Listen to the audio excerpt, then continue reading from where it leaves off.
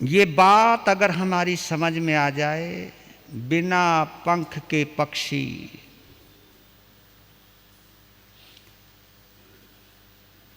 बिना बंसी के कन्हैया बंसीधर,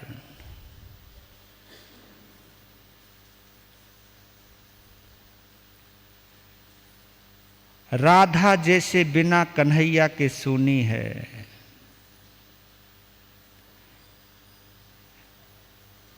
पानी मोती बिना पानी के सूना है, ऐसे ही धर्म के बिना ये जीवन सूना है।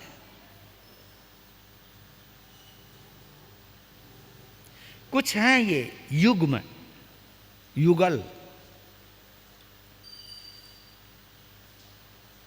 जो एक दूसरे के पूरक हैं, संपूरक हैं।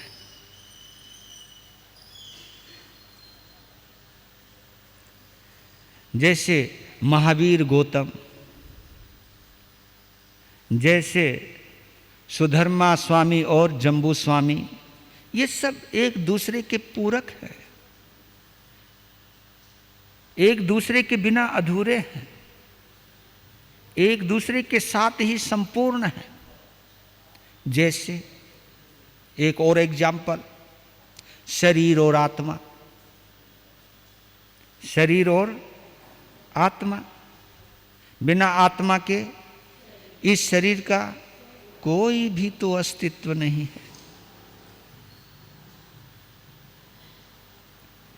और दूसरा संबंध, और बिना श्रोता के वक्ता। हाँ, अब बताओ, कोई सुनने वाला ना हो तो वक्ता कैसा, और कोई वक्ता नहीं हो तो श्रोता कैसा। ये कुछ हैं जो जुड़े हुए हैं, इसी जोड़ को आगे लेकर के चलना है। लीजिए, पहली गाथा के ऊपर आज थोड़ा सा और चिंतन कर लेते हैं। सुधर्मा स्वामी की पहली गाथा यही है, जम्बू स्वामी की पहली 2 गाथाएं हैं। उन 2 गाथाओं में सवाल है, 2 गाथाओं के सवाल को 27 गाथा में पूरा किया गया। इसलिए कहते कि सवाल छोटा हो सकता है, लेकिन उसका जवाब की कोई सीमा नहीं होती। लेकिन सवाल ऐसा होना चाहिए जिसका कोई अर्थ हो, सवाल ऐसा होना चाहिए कि कहीं ना कहीं से कनेक्शन हमारे साथ जुड़ा हो, सवाल ऐसा होना चाहिए कि जिसमें आत्मा भी हो परमात्मा भी हो, सवाल ऐसा होना चाहिए जिसमें शरीर संसार का निचोड़ छुपा हुआ हो, प्रेरणा छुपी हुई हो। तो ऐसे ही सार गर्भित सवाल है जम्बू स्वामी का कि प्रभु महावीर कैसे थे, उनका ज्ञान कैसा, उनका दर्शन कैसा, उनका शील कैसा, उनका स्वभाव कैसा, वो ज्योत कैसी, वो प्रदीप कैसा, उन्हें तिन्नानम तारियानम क्यों कहा जाता है, बुद्धानम बोहियानम क्यों कहा जाता है। सवाल में जान है, सवाल में प्राण है। तभी तो सुधर्मा स्वामी मेहरबान है कि सवाल तो मेरे हृदय से जुड़ा हुआ पूछ लिया। जिनको मैंने जिया है, जिनको मैंने आंखों से नहीं संपूर्ण इंद्रियों से भी पिया है, और जिनके साथ मैंने आत्म रमण किया है, गमन किया है, जीवन जिया है, ऐसे अद्भुत मेरे प्राणनाथ, क्योंकि भगवान प्राणनाथ हैं,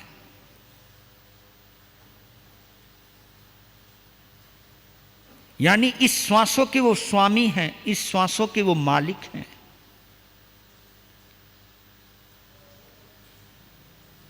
खेयन्नये से कुशले महे से अनंत नानी ये अनंत दंसे जसंसिनो चक्षु पहे ठियस जाना ही धम्मं च दीन च पेहे जाना ही धम्मं च जिन धियम च पेहे। बोलिए शासनपति भगवान महावीर स्वामी की, बोलिए आचार्य श्री सुधर्मा स्वामी भगवान की, बोलिए आर्य जम्बू स्वामी भगवान की। इन 4 लाइनों को 4 लाइनों में हिंदी में बोल रहा हूं ताकि जल्दी समझ में आ जाएगा। अर्थ तो कल बतला दिया था। आत्मदर्शी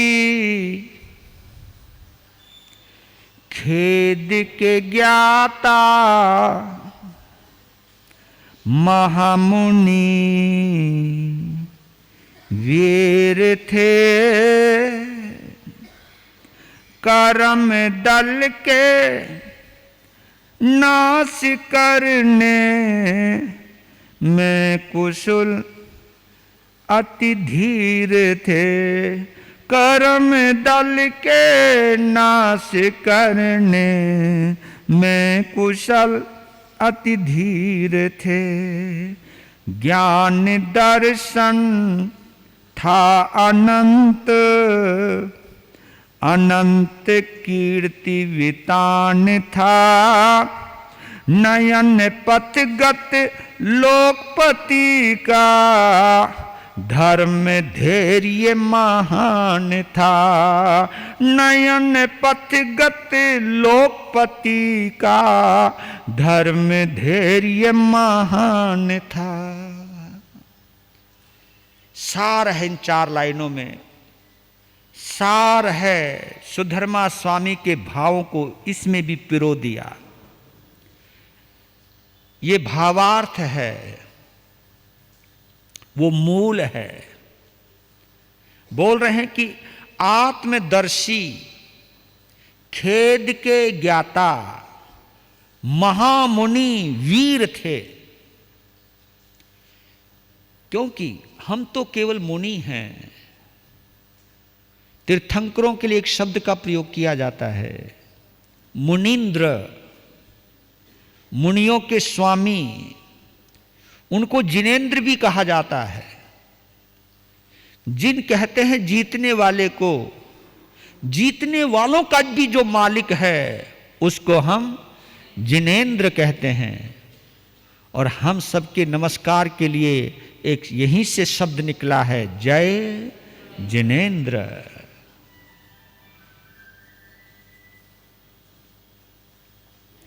वही मुनिंद्र भी है, वही गुणिंद्र भी है, वही जिनेंद्र भी है। तो बोल रहे हैं कि आत्मदर्शी खेद के ज्ञाता महामुनि वीर थे, कर्म दल को नाश करने में कुशल अति धीर थे। पहले शब्द को पकड़ लेते, आत्मदर्शी। आत्मदर्शी का मतलब आत्मा को देखने वाला। बस कितना गजब का शब्द है, आत्मदर्शी। और ये शब्द जुड़े हुए हैं, खे यन्नये से कुशले महेशी। बिना खेदज्ञ बने कोई सर्वज्ञ नहीं बनता।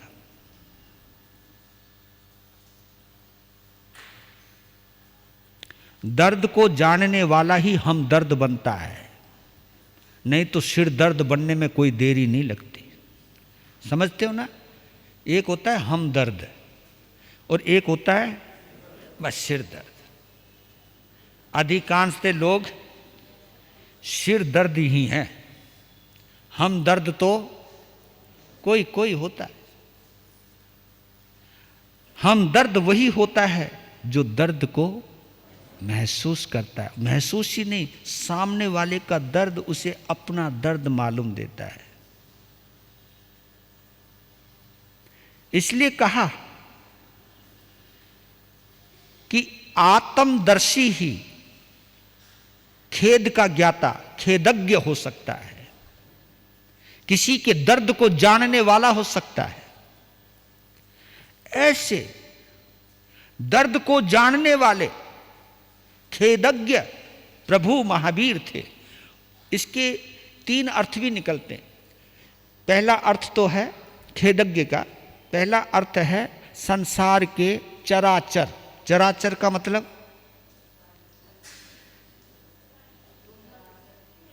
चराचर का मतलब तरस और स्थावर है ना। इसको हम इस ढंग से भी ले सकते हैं। चराचर, एक चर चलने वाला, एक अचर स्थावर ठहरने वाला, चराचर प्राणी। संसार के चराचर जीवों के दुखों का ज्ञाता, उसको भी खेदज्ञ कहा है। दूसरा शब्द है क्षेत्रज्ञ। क्षेत्र का भी क्षेत्र बनता है, खेदज्ञ बनता है, क्षेत्रज्ञ। क्षेत्रज्ञ का मतलब होता है पूरे 3 लोक को जानने वाला। जहां जहां आत्मा रहती है, जहां जहां उसने गमन किया है, जहां जहां उसने भ्रमण किया है, जहां जहां उसका आवागमन हुआ है, क्षेत्रज्ञ। तो क्षेत्रज्ञ जो होता है, और एक लोकालोक स्वरूप को जानने वाला, लोकालोक, उसमें अलोक को भी जान रहा है वो। उसका क्षेत्र विस्तृत होता चला गया, विस्तृत होता चला गया। और इस विस्तार का एक ही वजह है, एक ही कारण है, अनंत ज्ञानी। अनंत वो सभी को जानने वाला है, उसको सर्वज्ञ भी कहते हैं। जो सब कुछ जाने उसे हम सर्वज्ञ कहते हैं, और जो सब कुछ देखे उसे हम सर्वदर्शी कहते हैं। अनंत नानीय अनंत दंशी, अनंत दर्शी। ज्ञान अनंत है, इसकी कोई सीमा नहीं है। हम तो अपने ज्ञान का बहुत कम उपयोग करते हैं।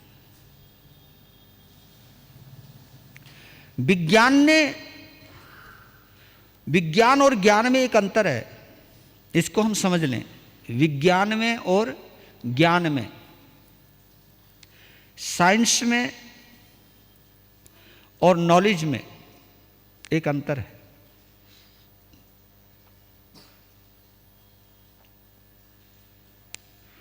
विज्ञान के द्वारा पदार्थों को जाना जाता है, पदार्थों को।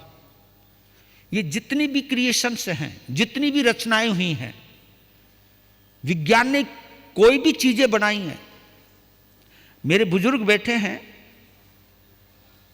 जिनकी 50 साल की उम्र है, वो भी यहां हैं, तो जान सकते थे 50 साल पहले इतनी चीजें नहीं थी, सोच भी नहीं सकता तो जो आ गई।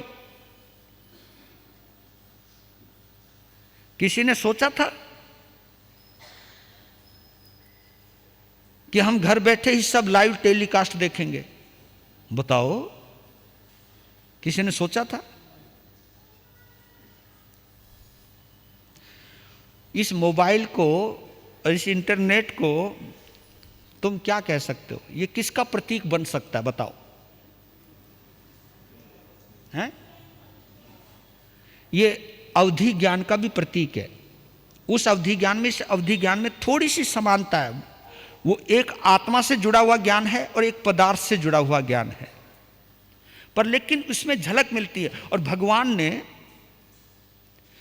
इस पंचम आर्य में अवधि ज्ञान का लोप नहीं बतलाया, अवधि ज्ञान का लोप नहीं बताया। हां, 4 ज्ञान के धारी मुनिराज इस पंचम आर्य में नहीं हो सकते, अवधि ज्ञान हो सकता है। मैं सोचा कि भगवान ने ऐसे कहा कैसे होगा, पर लेकिन जब मोबाइल को देखते हैं तो ये कहीं ना कहीं अवधि ज्ञान का प्रतीक है। आप कहोगे महाराज फिर तो हम तीन ज्ञान के धारी है। मत तुम भी तीन ज्ञान के धारी हो गए मोबाइल के साथ। तो आप कहोगे कैसे? क्योंकि भाई बस ये यूं किया, चाहे अमेरिका में भी बैठा हो सामने, और क्या हाल है, सब ठीक ठाक हैं, हाँ तबीयत कैसी है, उनके देख तो रहे हो। क्योंकि अवधि ज्ञान पदार्थों को दिखाता है।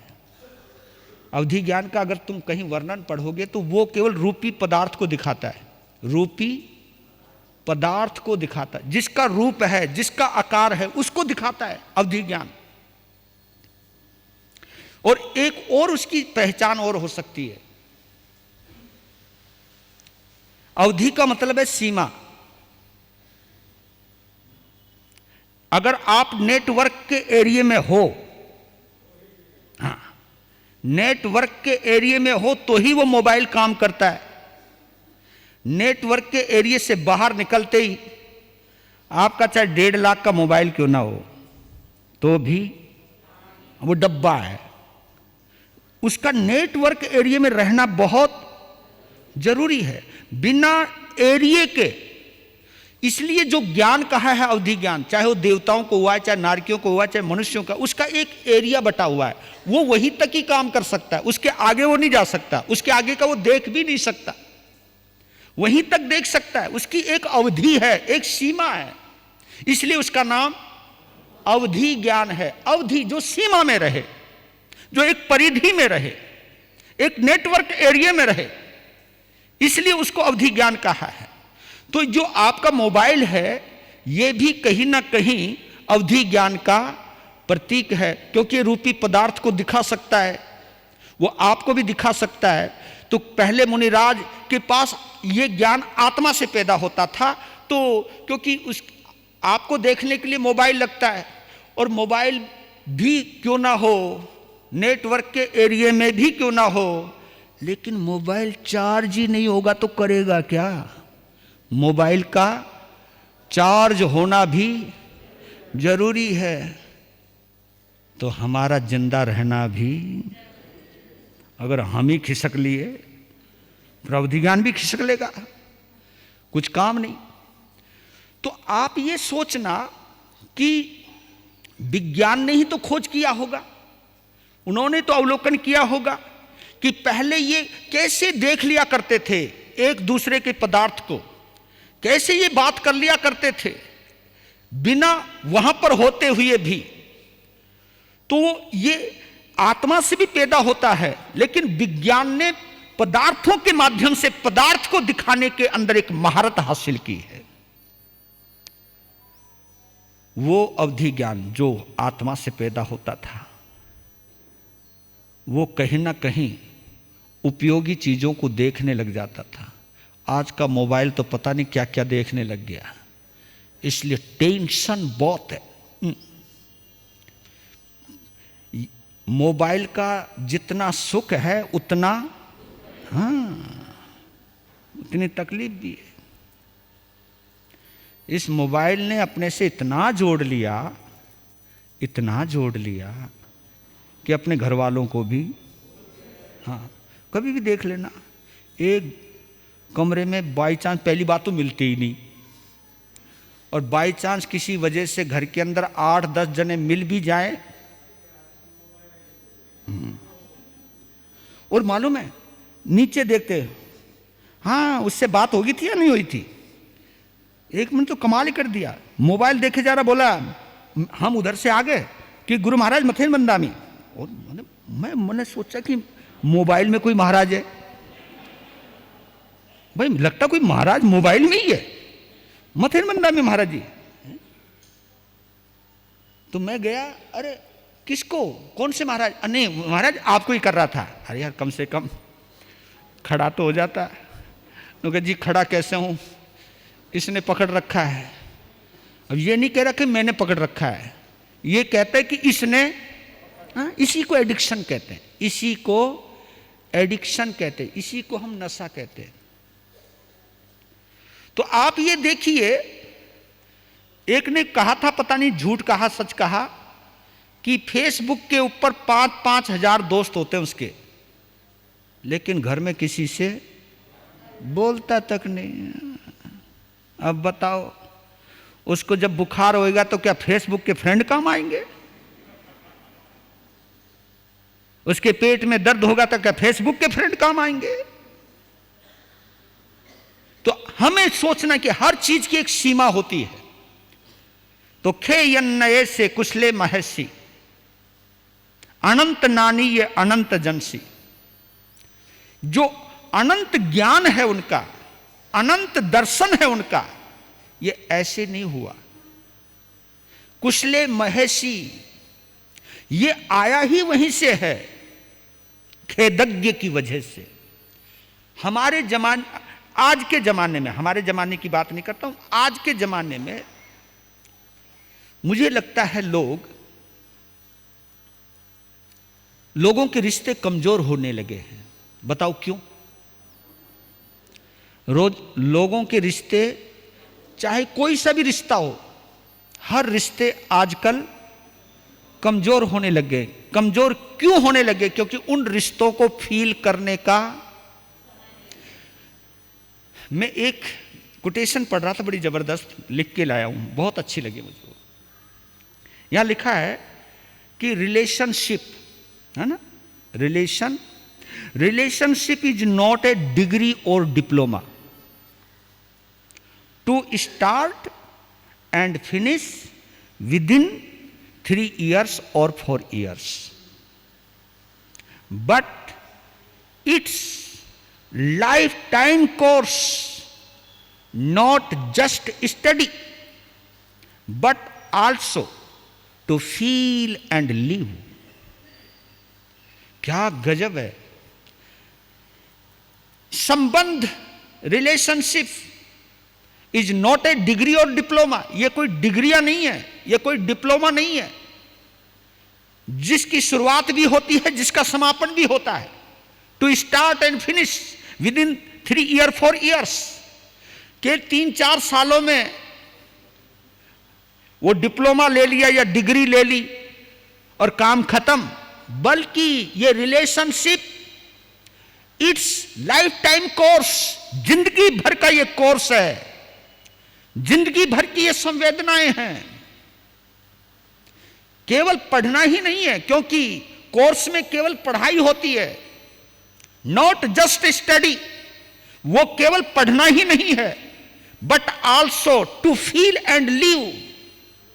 उन रिश्तों को फील किया जाता है, उन रिश्तों को जिया जाता है, उन रिश्तों को महसूस किया जाता है। ये रियलाइजेशन अगर आपका और मेरा कमजोर हो गया तो हम कभी रिलीजियस हो ही नहीं पाएंगे। इसलिए कह रहा हूं आप लोगों को, रिलीजन धर्म को कहते हैं, और धर्म बना रिलीजन। रिलीजन किससे बना? रियलाइजेशन से। जब तक हम किसी को महसूस ही नहीं करेंगे, रियलाइज ही नहीं करेंगे, और शायद इसी के आधार पर दिल और दिमाग का एक नक्शा खींच रहा हूं आपके आगे। दिमाग में और दिल में यही अंतर है। जो दिमाग होता है वो रिमाइंड पर लग जाता है, रिमाइंड, किसी चीज को दोहराना, रिमाइंड। इसको वाइज भी कहते, दिमाग को वाइज, और वाइज के लिए रिवाइज। जो तुमने याद किया है, जो तुमने सीखा है, उसको तुम्हें रिवाइज करना ही पड़ता है, रिवाइज करना ही पड़ता है, रिमाइंड करना ही पड़ता है। लेकिन हार्ट ना ये रिवाइज करता है, ना ये रिमाइंड करता है, ये केवल रियलाइज करता है। रियलाइज, ये दिल क्या करता है? रियलाइज करता है। रियलाइज यानी किसी को महसूस करना।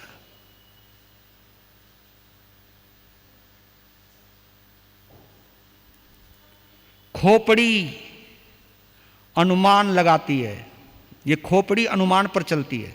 आपकी खोपड़ी किस पे चलती है? अनुमान पर चलती है। लेकिन हृदय अनुभव पर चलता है।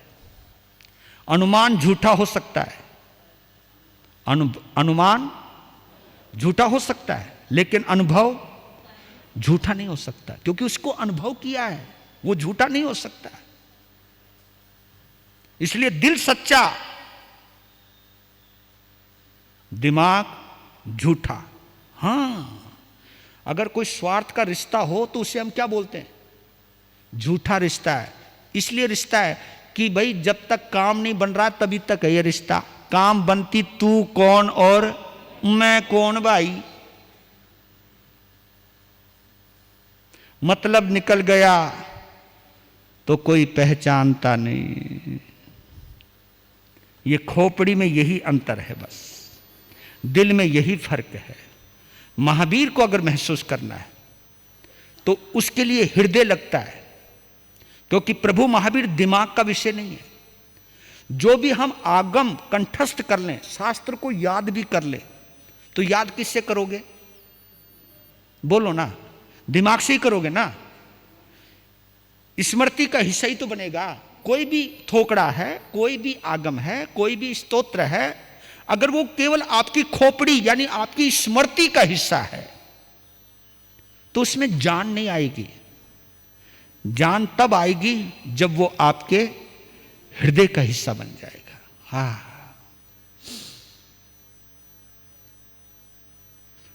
तो देखा जाए तो विरत हुई के माध्यम से मैं आपको आपकी खोपड़ी से आपके हृदय तक लाना चाहता हूं। हृदय में आए बिना, दिल में आए बिना, दिल तक पहुंचे बिना आपकी यात्रा अधूरी है। तीसरी बात, ज्ञान में जो आवरण आता है, इसको भी थोड़ा समझ लेते हैं हम, फिर दोबारा बोलता हूं। मोहनीय कर्म और मैत्री भाव। हमारा माइंड जो है, हमारा मन जो है, वो मोहनीय कर्म से बना हुआ है, मोहनीय कर्म के साथ जुड़ा हुआ है। मैत्री भाव डायरेक्ट हृदय से और आत्मा से जुड़ा हुआ है, चित्त से जुड़ा हुआ है, प्रज्ञा से जुड़ा हुआ है। मोहनीय कर्म और मैत्री भाव में जानते हो एक अंतर। मोहनीय कर्म के चंगुल में रहोगे तो पता नहीं जिंदगी भर हाय हाय हाय, और मैत्री भाव से जुड़ोगे अहो अहो अहो अहो भाव। मैत्री भाव में क्या है? अहो भाव। अहम भाव में रहोगे रोते ही रहोगे, सच कह रहा हूं। लेकिन अहो भाव में अगर आप आ गए, अहो भाव, अहो भाव तो जानते होंगे आप। अहो भाव जब आप अति प्रसन्न होते हो, अंदर से आनंदित होते हो, तो अहो भाव में आ जाते हो आप। तो मैत्री भाव में व्यक्ति अहो भाव में आ जाता है। और दूसरी बात और कहना चाहता हूं आपको इसी में ही, मोहनीय, ये तीन चीज हैं मोहनीय कर्म को जांच करने के लिए। इसलिए कि चाहे मैं संत हूं, चाहे साध्वी है, चाहे कोई भी है, चाहे श्रावक है, श्राविका है, मोहनीय कर्म को चेक करने के कई साधन हैं।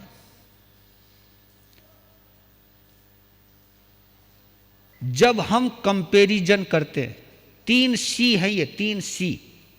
सी for comparison, C for complain, C for criticise. ये 3 सी, जिससे सी सी सी, तुम समझना, सी सी। जब आदमी को दर्द होता तो क्या करता है? वही, ये जो सी सी है ना, ये सी इसी की वजह से आई है। और इसका भी कनेक्शन सीधा मोहनीय, गौर करना आप। ये जो तुलना होती है, तुलना, कंपैरिजन होता है, ये कंपैरिजन दिल करता है या दिमाग करता है? दिमाग यानी मोहनीय कर्म, क्योंकि उसको मत छोड़ना। क्योंकि हमारे से मूलभूत गलतियां कहां हो रही हैं, चाहे वो दिगंबर है, चाहे वो श्वेतांबर है, चाहे वो स्थानकवासी है, चाहे तेरापंथी है, चाहे मंदिर मार्गी है, गलती वहां हो रही है मोहनीय कर्म की वजह से।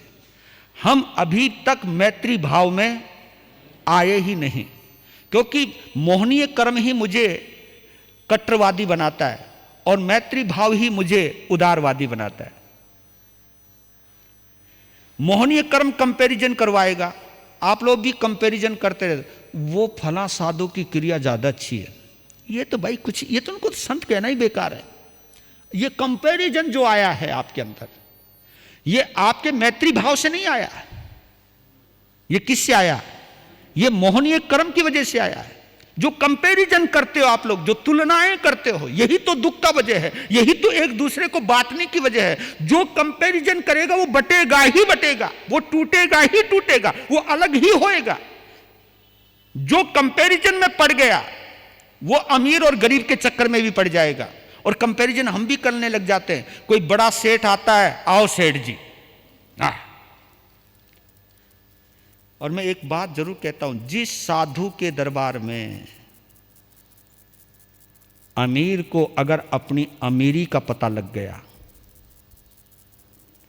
और गरीब को अगर अपनी गरीबी का पता लग गया, तो फिर वो संत का दरबार नहीं हो सकता, वो प्रभु का दरबार नहीं हो सकता, वो व्यापारिक दरबार हो सकता है। क्योंकि एक आम इंसान में और एक अमीर इंसान में फर्क किसका है? केवल पैसे का ही तो फर्क है ना। उसके पास पैसा है, उसके पास पैसा नहीं है, बस इतना ही तो फर्क है, और तो कोई फर्क नहीं। इंसान तो वो भी है, इंसान वो भी है, लेकिन अंतर किसने किया? पैसे ने किया, धन ने किया। और मैं अगर धन को छोड़ चुका हूं और लेकिन फिर भी मैं अमीर और गरीब के चक्कर में पड़ा हुआ हूं, तो फिर मैंने धन कहां छोड़ा? फिर तो मैं धन से जुड़ा हुआ हूं। अगर धन के आधार पर ही मैं किसी का मान सम्मान करता हूं, अगर एक आम आदमी बैठा मेरे सामने बात कर रहा है, इतने में कोई अमीर आ गया गाड़ी वाला, उसको कहूं खड़ा हो ले, अब तू बस सेठ जी आए, ये अगर मैं महसूस कर रहा हूं और करवा रहा हूं, फिर मुझे अपरिग्रही कहना अपने आप को नहीं चाहिए। मैं भी परिग्रह की ही अनुमोदना कर रहा हूं, नहीं तो उस अमीर में और गरीब में अंतर ही क्या था? और यह भी बतला देता हूं, अमीर के पास दौलत का दिखावा हो सकता है, लेकिन गरीब के पास दौलत का दिखावा नहीं होता।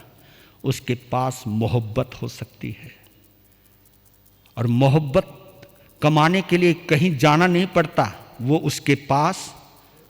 मैं बतला रहा हूं आपको, दौलत चाहिए तो पुण्य कमाओ, लेकिन मोहब्बत चाहिए तो धर्म करो। धर्म हमें मोहब्बत से जोड़ता है और पुण्य हमें दौलत से जोड़ता है। पुण्यवानी की वजह से हम दौलतमंद बन जाते हैं, लेकिन धर्म की वजह से हम भरोसेमंद बनते हैं। भरोसामंद होना अपने आप में एक बहुत बड़ी कला है। तो भगवान महावीर खेदज्ञ जो हैं वो ऐसे हैं क्योंकि वो जनमानस से मैत्री भाव से जुड़े हुए हैं। मैत्री भाव की वजह से वो खेदज्ञ बने हैं, मोहनीय कर्म की वजह से नहीं बने हैं। इसलिए कह रहा हूं कि जीवन के अंदर अगर धर्म को रियलाइज करना चाहते हो तो कंपैरिजन करना छोड़ दो। क्योंकि बात सुन लीजिए, मेरा श्रावक श्राविका समुदाय है, हर कोई अठाई तो नहीं कर सकता, हर कोई मांस खमन तो नहीं कर सकता, तो क्या मैं उसे श्रावक समझना ही बंद कर दूं? ऐसे ही जो उच्च कोटि की क्रिया पालते हैं, हर कोई तो नहीं पाल सकता, लेकिन भैया क्रिया पात्री जो भी हैं उनका सम्मान तो मैं कर सकता हूं, लेकिन आत्म दृष्टि से मैं किसी को पराया कैसे समझ सकता हूं कि सभी जैसी मेरी आत्मा है वैसी।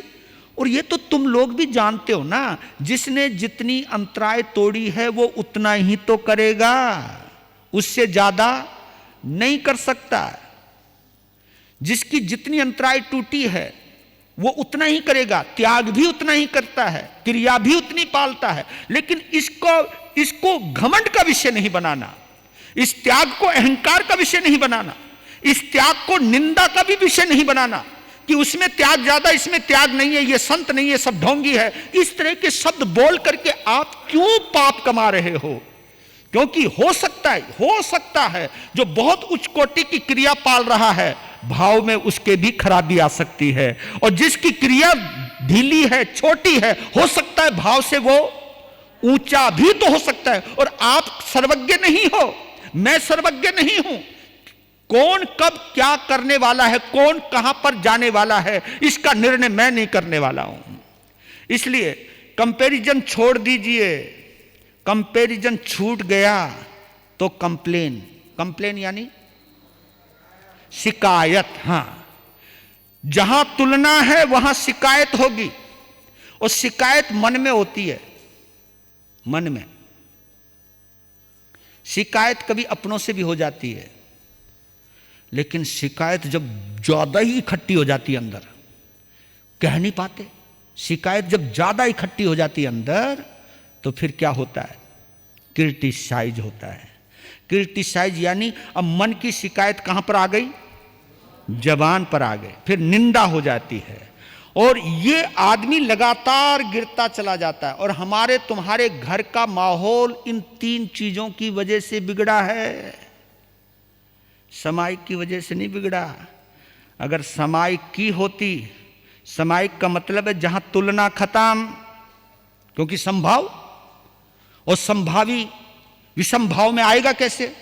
वहां शिकायत खत्म, जहां शिकायत खत्म वहां निंदा खत्म, जहां निंदा खत्म वहां गुणग्राही। गुणग्राही बनते ही फिर हम किसी के दर्द को महसूस कर सकते हैं। खेदज्ञ, मैं भगवान को हृदय से नमन करता हूं कि प्रभु, ये तो आपके जीवन को देख के पता लग गया कि सर्वज्ञ अगर बनना चाहते हैं तो पहले खेदज्ञ बनना सीखें, किसी के दर्द को महसूस करना सीखें। और इस दर्द को महसूस करते करते जो किसी का दर्द नहीं देख सकता वो आत्मा को क्या देखेगा? जो किसी का दर्द नहीं देख सकता वो आत्मा को क्या देखेगा? वो परमात्मा को क्या देखेगा? वो ज्ञान को कैसे प्राप्त होगा? वो ज्ञानी कैसे बनेगा?